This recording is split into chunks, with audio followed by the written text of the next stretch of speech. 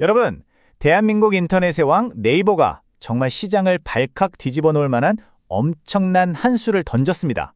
오늘 이 수가 대체 어떤 의미인지 저랑 같이 한번 깊숙이 파헤쳐 보시죠. 네, 바로 이 질문. 도대체 왜 그랬을까? 이게 바로 오늘 우리가 파헤쳐볼 이야기의 가장 큰 핵심입니다. 네, 맞습니다. 바로 9월 25일이었죠. 대한민국 인터넷 플랫폼의 거인 네이버가 가상자산 거래소 1위, 바로 그 업비트의 우령사 두나무랑 손을 잡는다는 소식이 터져 나온 겁니다. 시장이 왜 이렇게 들끓는지 이제 감이 오시죠? 자, 그런데 이 거래가 대체 얼마나 큰 의미인지 제대로 알려면요. 먼저 네이버라는 회사가 어떻게 돈을 버는 회사인지부터 알아야 합니다. 그래서 첫 번째 섹션에서는 이 디지털 백화점의 내부를 한번 샅샅이 둘러보겠습니다. 이 분석 리포트에서 네이버를 비유한 표현이 와, 정말 기가 막힙니다. 바로 디지털 백화점이라는 건데요. 이게 무슨 말이냐면 고객, 그러니까 우리 같은 사용자가 일단 이 백화점에 한번 발을 들이면 밖으로 나갈 필요 없이 모든 걸 여기서 해결하게 만드는 거예요. 그리고 그 모든 활동 하나하나에서 수익을 내는 구조라는 거죠. 자, 그럼 이 백화점 저랑 같이 층별로 한번 구경해 볼까요? 1층 정문으로 딱 들어서면 그게 바로 검색창입니다. 광고로 여기서 가장 큰 돈을 벌죠. 자, 에스컬레이터 타고 2층으로 올라가면 쇼핑 코너가 쫙 펼쳐져 있고요. 여기서 판매 수수료를 법니다. 물건을 샀으면 계산해야죠. 3층 계산대가 바로 네이버페이입니다. 여기서 또 결제 수수료가 발생하고요. 4층에는 웹툰 같은 볼거리, 즐길거리가 가득한 콘텐츠 매장이 있고, 심지어 지하로 내려가면 이 모든 거대한 시스템을 떠받치는 클라우드 서버, 그러니까 기반 시설을 다른 기업에 빌려주면서까지 돈을 벌고 있습니다. 정말 모든 게 톱니바퀴처럼 딱딱 맞물려 돌아가는 완벽한 생태계 그 자체입니다. 그렇다면 이렇게나 막강한 백화점이 우리나라 암호화폐 1등 기업이랑 손을 잡는다? 과연 어떤 어마어마한 일이 벌어질까요? 자, 이제 긍정적인 시나리오, 그러니까 새로운 제국이 탄생할 수도 있다는 가능성을 한번 들여다보겠습니다. 와, 이 시너지 효과는 정말 상상만 해도 엄청납니다. 먼저 네이버페이가 그냥 결제만 하는 앱이 아니라 주식에 코인까지 모든 디지털 자산을 다루는 슈퍼 앱으로 진화할 수 있겠죠.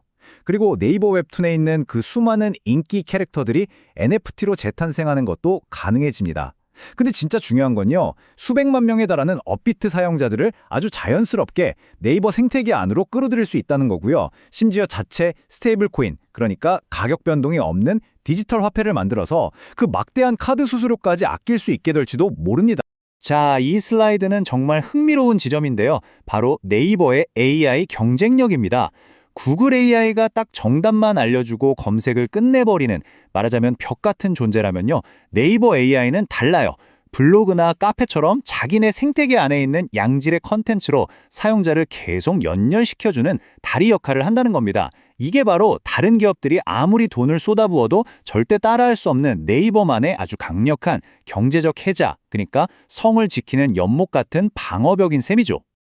사실 이런 어마어마한 기대감이 아니더라도 네이버의 기초 체력, 그러니까 펀더멘털은 이미 굉장히 탄탄합니다. 이 표를 한번 보세요. 매출은 꾸준히 늘고 있고요. 더 중요한 건 영업이익이랑 순이익 증가율이 훨씬 더 가파르다는 점입니다. 이게 뭘 의미하냐면 회사의 수익 구조가 그냥 몸집만 커지는 게 아니라 질적으로 아주 좋아지고 있다는 뜻이거든요. 특히 저 순이익 성장률 좀 보세요. 무려 89.9%, 거의 90%에 가깝습니다. 이건 이익을 만들어내는 능력이 이제 완전히 본궤도에 올랐다는 아주 강력한 증거라고 볼 수 있겠죠. 하지만 여러분, 동전에는 항상 양면이 있는 법이죠.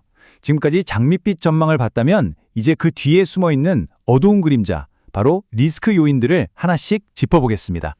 가장 먼저, 그리고 가장 큰 리스크는요, 이 거래가 아직 100% 확정된 게 아니라는 점입니다. 만약에라도 협상이 틀어지면 기대감으로 올랐던 주가는 순식간에 빠질 수 있겠죠. 게다가 구글이나 유튜브 같은 거대 경쟁자와의 싸움도 여전히 계속되고 있는 위협입니다. 하지만 현재 네이버가 마주한 가장 크고 또 가장 예측하기 힘든 리스크는 바로 정부 규제입니다. 원문 분석에 실린 이 문장이 그 심각성을 아주 명확하게 보여주고 있어요. 정부는 네이버와 같은 플랫폼 기업을 전통적인 재벌에 비유하며 규제 의지를 드러내고 있다. 이게 참 아이러니한 상황인데요. 정부가 한쪽에서는 네이버 AI 세계로 뻗어나가라 하면서 국가대표로 팍팍 밀어주는데 다른 한쪽에서는 국내 독점은 안 돼 하면서 강력한 규제의 칼날을 겨누고 있다는 겁니다. 이런 이중적인 타도는요, 기업 입장에서는 정말 한 치 앞을 내다보기 힘든 사업 환경을 만드는 거고요. 투자자에게는 가장 큰 장기적인 불확실성으로 작용하게 됩니다. 그래도 다행인 건 이런 외부 리스크와는 별개로 회사 내부의 재무 상태는 아주 튼튼하다는 겁니다. 이 차트 보시면 바로 아실 수 있는데요. 부채 비율이 업계에서 안전하다고 보는 100%보다 훨씬 낮은 40.8%에 불과합니다. 그러니까 재무적으로는 사실상 걱정할 부분이 거의 없다는 거죠. 자, 지금까지 긍정론과 비관론을 모두 살펴봤습니다. 그럼 이 모든 걸 종합해서 분석 리포트가 내린 최종 결론은 과연 무엇일까요? 현재 주가가 비싼지 아닌지를 따져보는 대표적인 지표가 바로 이 PER인데요. 네이버는 약 18배 수준입니다. 이게 어느 정도냐면 경쟁사인 카카오나 산업평균치보다도 오히려 낮은 수준이에요. 그러니까 최근에 주가가 많이 오르긴 했지만 이게 무슨 투기적인 거품 수준은 아니고 여전히 합리적인 가격대에 있다는 분석인 거죠. 그래서 이 분석 리포트가 내린 최종 투자 매력도 평가는 바로 누품입니다. 핵심은 이겁니다. 정보 규제라는 아주 큰 위험이 분명히 존재하긴 하지만 이번 거래가 만약 성공했을 때 얻게 될 그 잠재적인 성장 가치가 그 위험을 충분히 감수하고도 남을 만큼 어마어마하게 크다는 결론입니다. 다만 단기간에 주가가 꽤 많이 올랐기 때문에 무작정 뛰어드는 건 위험할 수 있습니다. 그래서 제안하는 전략은 바로 분할 매수예요. 그러니까 현재 가격에서 일단 일부만 사보고 혹시라도 주가가 조정을 받아서 좀 내려오면 그때 비중을 더 늘리는 방식이죠. 아, 나만 뒤처지면 어떡하지?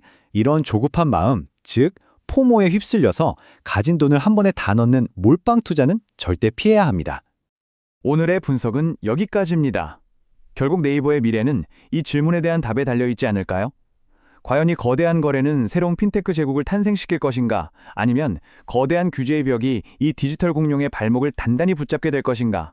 여러분의 생각은 어떠신가요?